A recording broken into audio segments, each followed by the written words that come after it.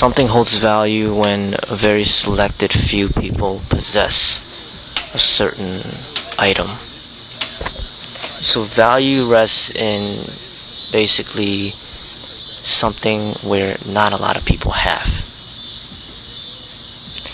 And, for example, if most of society is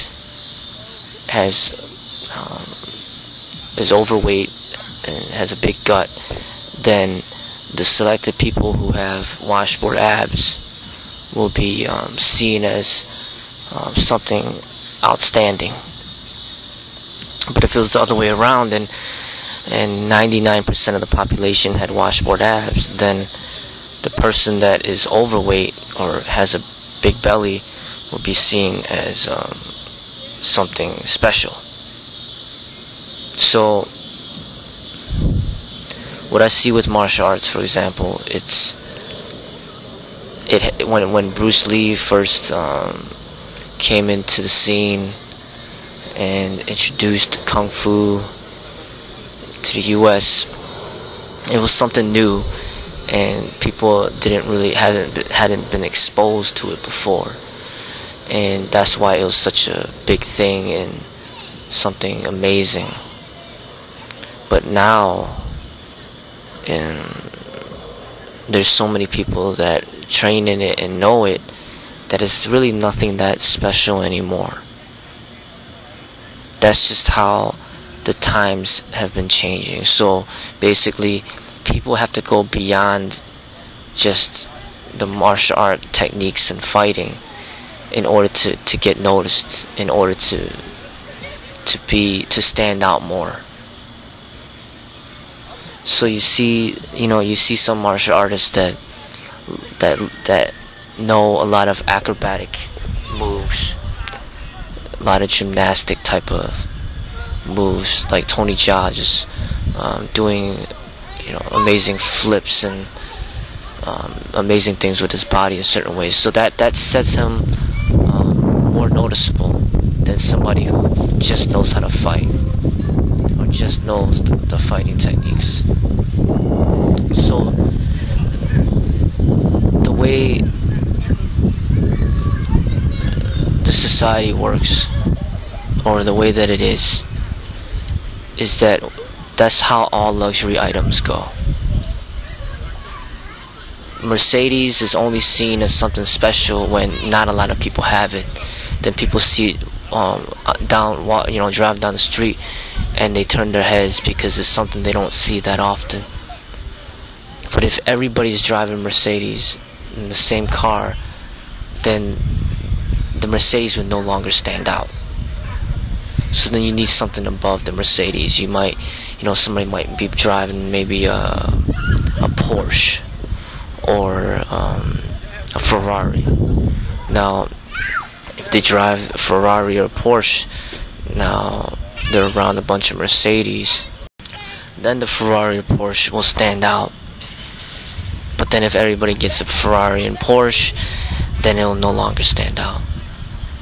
So you see, before cell phones became very popular, then someone that had a cell phone was, somebody that was in possession of a technology that other people looked at and admired, or they were interested in. But then now that everybody has a cell phone, is no longer special. So if somebody sees someone talking on a cell phone, they don't get overly excited because everybody has one, or most of everybody has one. So that's how it goes with every luxury item. And that is what is happening with the martial arts. The reason why Bruce Lee stood out was because he portrayed in the movies fighting sequences that were much more realistic at that time than in any other movies. Any other movies, it was very traditional and very unrealistic type of choreographed fights. But Bruce Lee brought in a lot of realism, and that's why it stood out. Or that's why he stood out. Now, when everybody is so crazed about the cage fighting, and everybody does it, and everybody wants to do it, it becomes something no longer special. Then there will be other things that will be more appealing, more special, that stand out more. So if everybody's, practicing MMA, then someone like a gymnast would stand out more, because you don't meet that many gymnasts. Or everybody's practicing MMA and you meet a ballet dancer, somebody that really practices ballet dancing, that person will stand out more.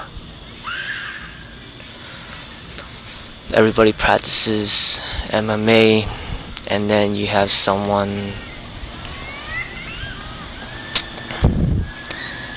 who is an artist or a musician, then this person may stand out more.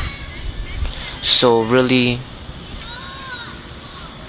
it works the same as luxury items. If everybody in his possession the same item, then it doesn't stand out. And I've noticed this very clearly. When you see something like martial arts is being exploited in the techniques, and you see everybody fighting, it's no longer special anymore. Now there has to be something else that people don't see that often. Now that becomes special. Now I recommend people to look into acrobats and what they do. And you see some of these this new thing that I saw, like a 3-person gymnastic acrobat performances. And you see these acrobatic performances involving multiple people all working together as a team, and what they do with their bodies, their amazing physical feats, and their demonstrations of balance and coordination and flexibility. It's amazing. It goes beyond the competition fighting. A lot of those competition fighters would never be able to do what some of those acrobatic, those people that practice acrobats can do. And that impresses me much more than just someone that knows how to fight. So I see martial arts as just that. There's a time to go beyond it. It used to be special, but because of changing times, it's no longer special. Just like movies of the past, maybe like Snow White and the Seven Dwarfs, those animation movies in the past used to be special, but they're no longer that special compared to some of the new movies out that the graphics are just incomparable. They keep going beyond. They don't just get stuck at one phase. And that's what I see martial arts to be. It's just a phase. There's things way beyond just martial arts. There's other beauties in life than just knowing how to fight.